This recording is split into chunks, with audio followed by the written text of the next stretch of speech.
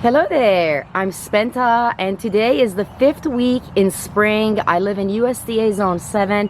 I'm sharing my hosta progress with you. Here are my hostas and I transplanted them successfully into another sections of my gardens, and as you can see, I'm going to go through my hostas real quick. There it is. Hostas are shade-loving plants. However, some of them can handle up to 4 to 6 hours of sun depending on the type of sun that they're getting. Not torching sun, they don't like that. It's too hot for that. There is my Dutch iris that's coming up.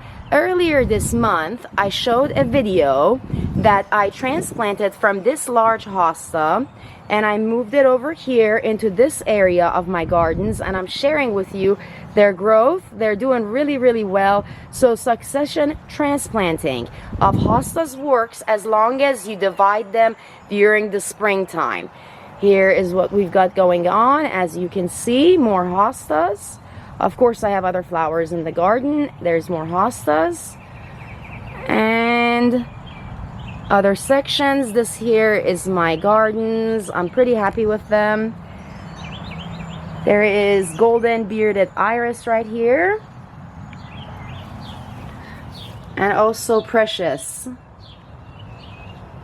is the passion flower. So there you go. And as you can see, my hostas are all doing pretty well.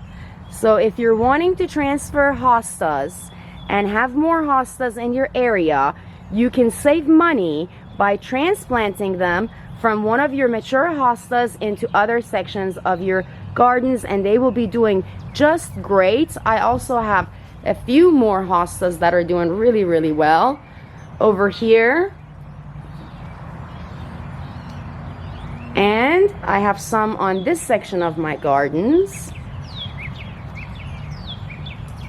right over here. So hostas are really nice plants, and I highly recommend them if you have a shade area or an area that only gets about 3 hours of sun. Then that is where you want to plant your hostas. Again, I'm Spenta. I thank you for watching my share, and I wish you best luck with your gardens. Thanks for watching my share. Don't forget to subscribe and like. If you have a comment or any questions about gardenings, don't forget to leave that in the comment section. Have a wonderful day.